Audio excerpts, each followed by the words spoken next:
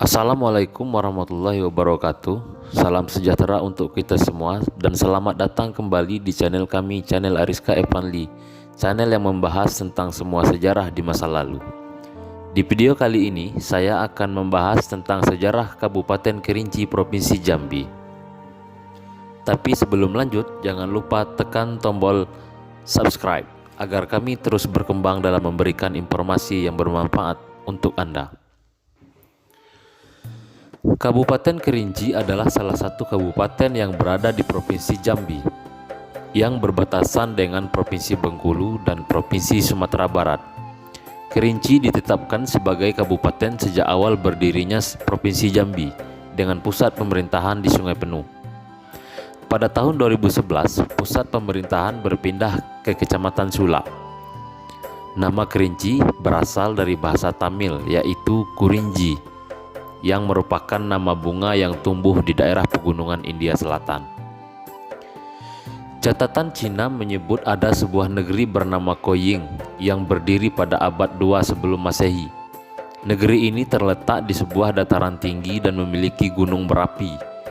Beberapa ahli berpendapat bahwa Koying identik dengan dataran tinggi Kerinci.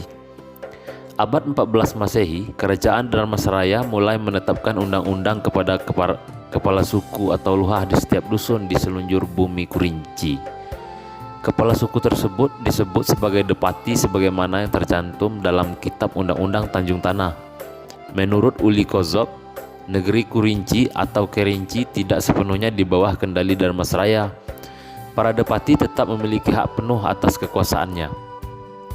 Penetapan undang-undang disebabkan Kerajaan Dharmasraya ingin menguasai perdagangan emas yang saat itu melimpah ruah di bumi Kerinci. Abad 15 Masehi, Kerajaan Jambi mulai memegang kendali atas para depati di bumi Kerinci. Kerajaan Jambi yang berada di Tanah Pilih atau Kota Jambi sekarang menunjuk Pangeran Temenggung Kebul di Bukit sebagai wakil Kerajaan Jambi di wilayah hulu berkedudukan di Muaro Masumai, untuk mengontrol dan mengendalikan para depati di Kerinci Rendah dan Kerinci Tinggi. Para depati yang dulunya terpisah-pisah dalam sebuah kampung atau kelompok kecil disatukan dalam pemerintahan yang dibuat oleh Kerajaan Jambi. Pemerintahan ini disebut dengan Pemerintahan Depati 4, berpusat di Sanggaran Agung. Abad 16 Masehi, terjadinya perjanjian di Bukit Sitinjau Laut antara Kesultanan Jambi yang diwakili oleh Pangeran Temenggung, Kesultanan Indrapura diwakili oleh Sultan Muhammad Shah, dikenal dengan sebutan Tuanku Berdarah Putih, dan Alam Kerinci diwakili oleh Depati Rencong Telang dan Depati Rajomudo. Isi perjanjian tersebut intinya untuk saling menjaga keamanan antar tiga wilayah, sebab saat itu banyak para penyamun dan perompak yang berada di jalur perdagangan antara Kerinci, Indrapura maupun Kerinci Jambi. Abad 17 Masehi, terbentuk pemerintahan Mendapo nan Selapan Helai Kain yang berpusat di hamparan Rawang, serta beberapa wilayah otonomi tersendiri seperti Tiguluha, Tanah Sekudung, dan Sula. Pegawai Jenang, pegawai raja di Sungai Penuh. Tahun 1901 Masehi, Belanda mulai masuk ke Alam Kerinci melewati Renah Manjuto di Lempur, hingga terjadi peperangan dengan beberapa pasukan Belanda. Pasukan Belanda gagal memasuki Alam Kerinci. Pada tahun 1903 Masehi, Belanda berhasil membujuk Sultan Rusli, Tuanku Regen, sekaligus menjabat Sultan Indrapura untuk membawa pasukan Belanda ke Alam Kerinci dengan tujuan agar tidak terjadi perlawanan dari rakyat Kerinci. Ternyata yang terjadi sebaliknya. Perlawanan rakyat Kerinci begitu hebatnya hingga terjadi peperangan selama 3 bulan di Pulau Tengah. Peperangan Pulau Tengah di bawah komando Depati Parbo memakan korban, perempuan dan anak-anak yang begitu banyak setelah Belanda membakar habis kampung tersebut. Pada tahun 1904, Kerinci takluk di bawah pemerintahan Belanda setelah kalah perang dan Depati Parbo dibuang ke Ternate. Pada masa pemerintahan Hindia Belanda, Kerinci masuk ke dalam Keresidenan Jambi, yaitu pada tahun 1904 sampai 1921. Kemudian berganti di bawah Keresidenan Sumatera West Coast pada tahun 1921 sampai dengan tahun 1942.